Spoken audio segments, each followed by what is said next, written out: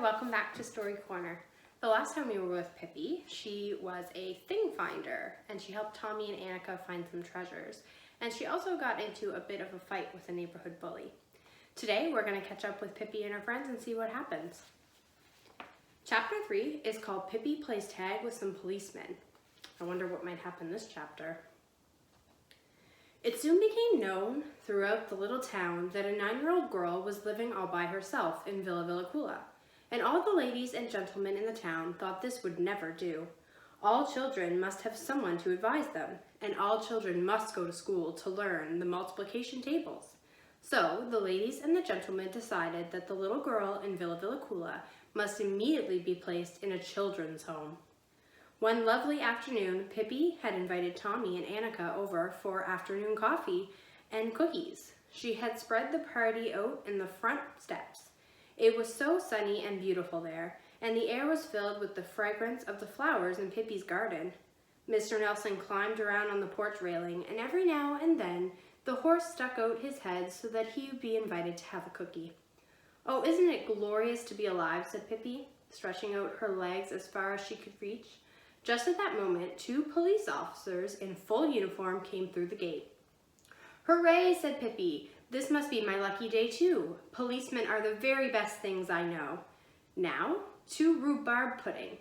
And with her face beaming, she went to meet them.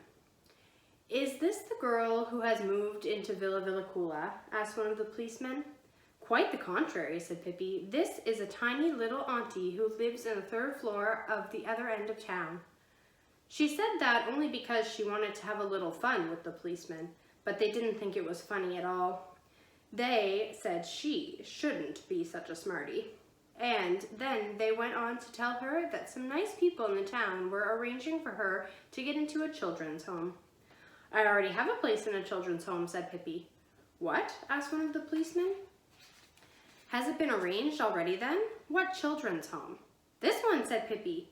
"I am a child, and this is my home. Therefore, this is a children's home. And I have room enough here, plenty of room." "Dear child," said the policeman, smiling, "you don't understand. You must get into a real children's home and have someone to look after you." "Is one allowed to bring a horse to your children's home?" asked Pippi. "No, of course not," said the policeman. "That's what I thought," said Pippi sadly. "Well, what about monkeys?" "Of course not. You ought to realize that."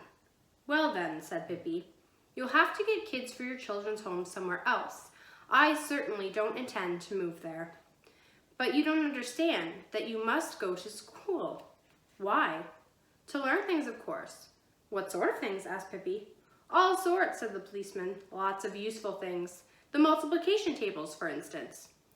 "I have got along fine without any pluffification tables for 9 years," said Pippi, "and I guess I'll get along without it from now on too." "Yes, but just think how embarrassing it will be for you to be so ignorant. Imagine when you grow up and somebody asks you what the capital of Portugal is and you can't answer." "Oh, I can answer all right," said Pippi. "I'll answer like this. If you are so bound and determined to find out what the capital of Portugal is, then for goodness sakes, write directly to Portugal and ask." "Yes, but don't you think it would be sorry not to know it yourself?" "Oh, probably," said Pippi. "No doubt I should lie awake at night and wonder, what is the world and what is the capital of Portugal? But one can't be having fun all the time," she continued, bending over and standing on her hands for a change. "For that matter, I've been in Lipson with my papa," she added, still standing upside down, for she could talk that way too.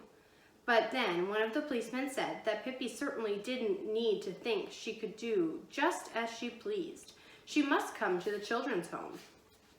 And immediately he went up to her and took hold of her arm, but Pippi freed herself quickly, touching him lightly, and said, "Tag!"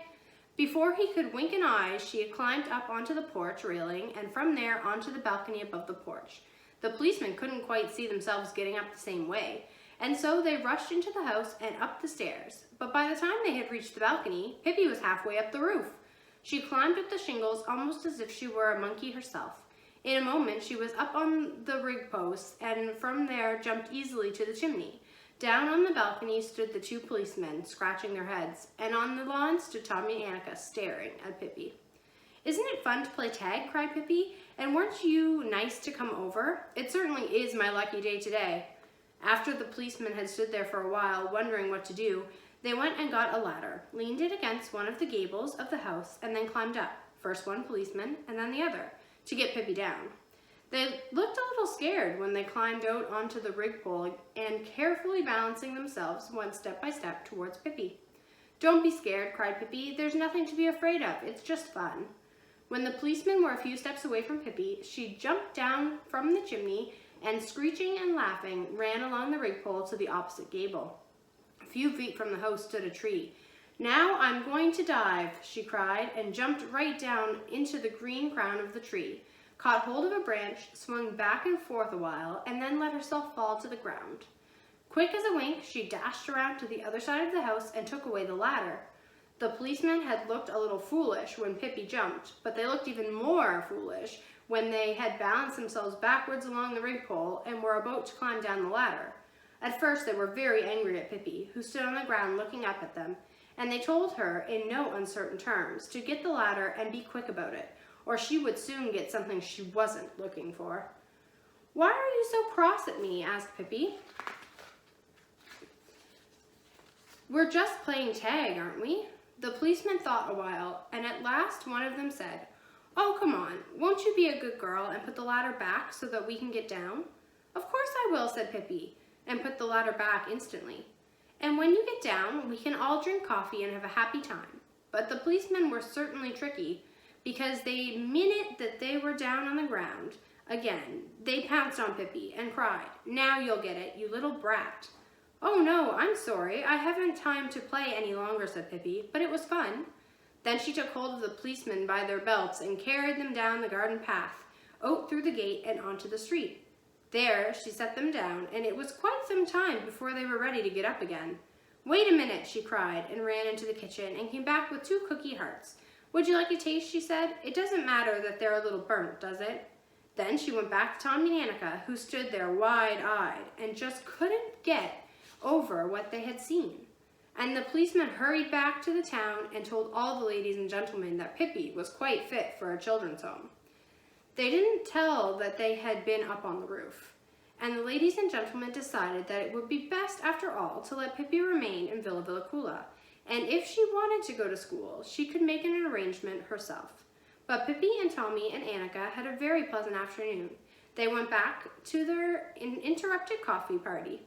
Pippi stuffed herself with 14 cookies, and then she said, "They weren't what I mean by real policemen. No siree. Altogether too much talk about children's home and pluffification." Afterwards, she lifted the horse down on the ground, and they rode on him, all 3. At first, Annika was afraid and didn't want to, but when she saw what fun Tommy and Pippi were having, she let Pippi lift her up onto horse's back. The horse trotted around and around in the garden, and Tommy sang, "Here come the Swedes with a clang and a bang."